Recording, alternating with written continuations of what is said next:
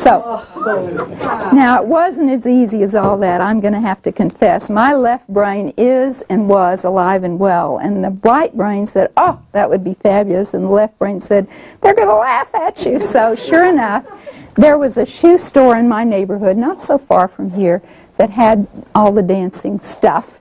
And I waited till mid-afternoon and went in. There was no one but the two women who were the salespeople in the store. I remember one of them coming over to me and saying, can I help you? And it was like my mouth would not speak. It was dry as cotton. It was like, do you have 9B tap shoes? And she said, how old is the kid?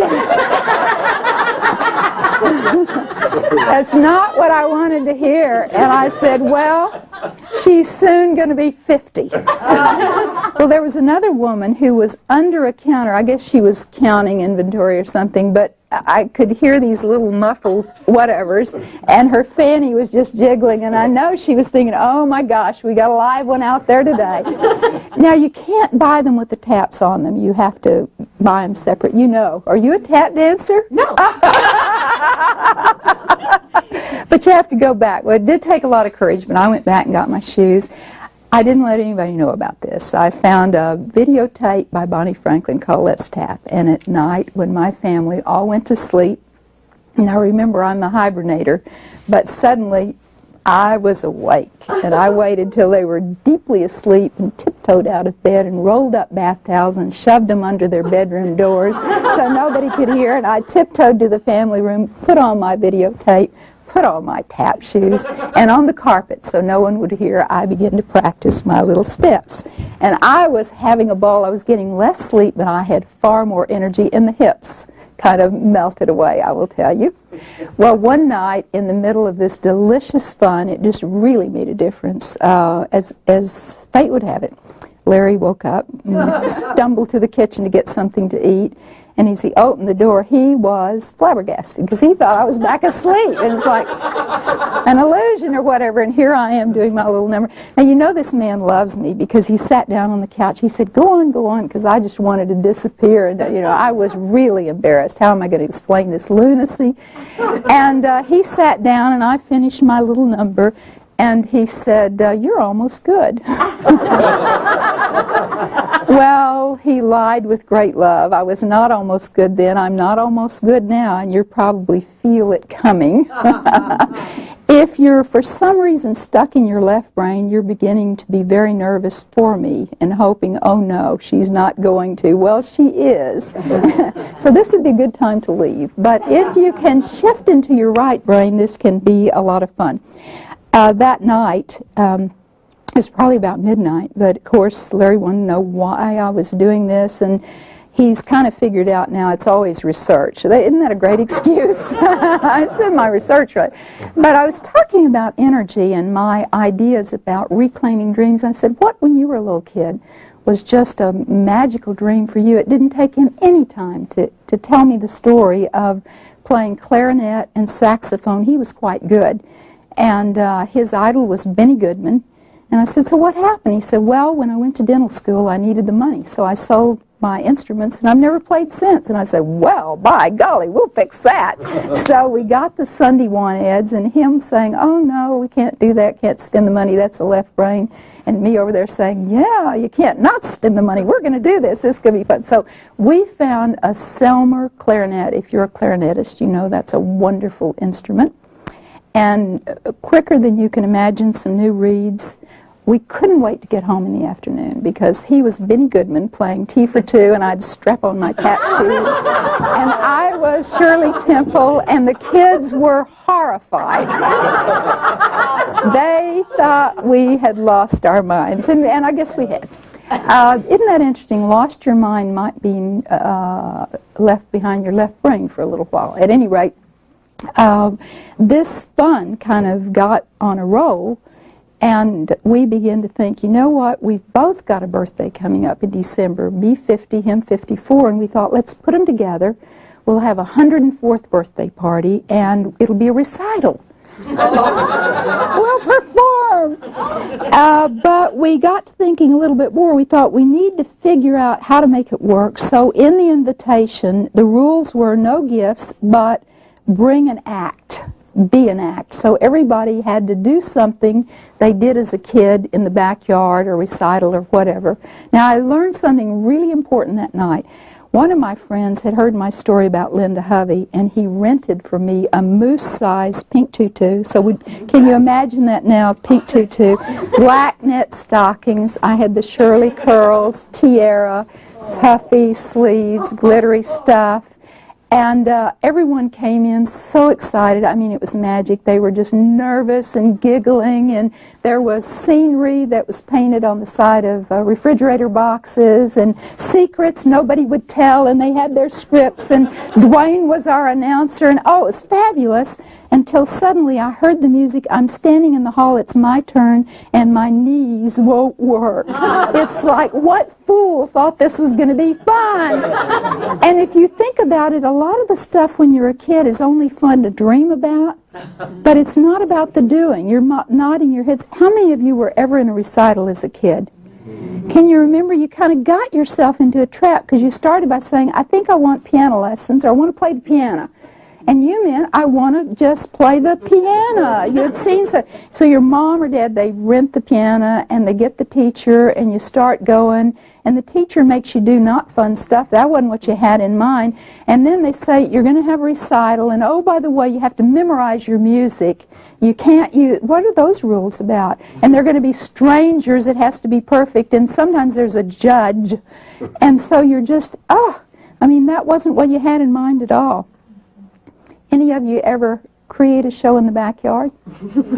How long did you work for that, Miss Kelly? Very short period. And it's kind of, you only think it up. And remember the rules as a kid is you don't practice forever. You say, play like I'm good. So here's the deal. I brought Shirley Temple along to dance with me. Give me a minute, and she will appear. How's that working? And she's got the tutu and the glitter. And remember the other part for the show in the backyard. Get her legs attached here. She is a dancer. Not me, but she can do it.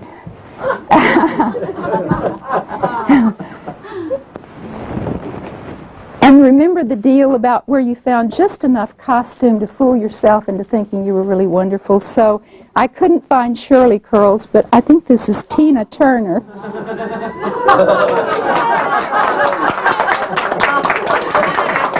So here's the deal. Remember, kids ask for what they want in advance. The worse I dance, the more you clap. If anyone wants to join me, I will share the stage. I'm going to move this back. And if you have money in your pocket, it's quite acceptable to throw money. And at the end, what I'd really like is a standing ovation. And then when I go home and Larry says, well, how did you do? I can say, they loved it. They clapped all the way from Salt Lake City to New York City. Is that right, my lovely audience? So a little music, maestro.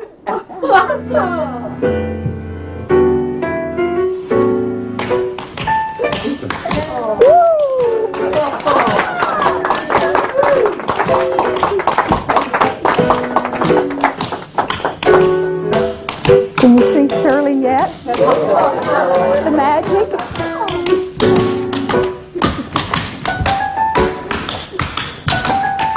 I think I'm ready for a little money.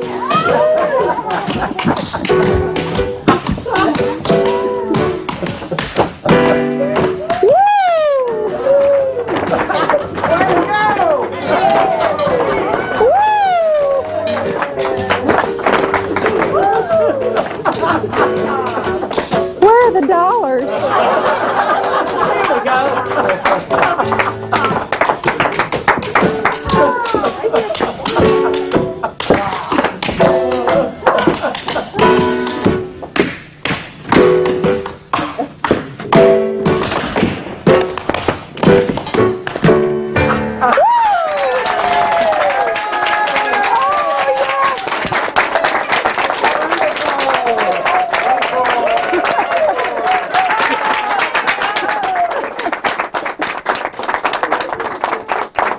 Thank you. Thank you so much. So, get Tina's hair out of my mouth.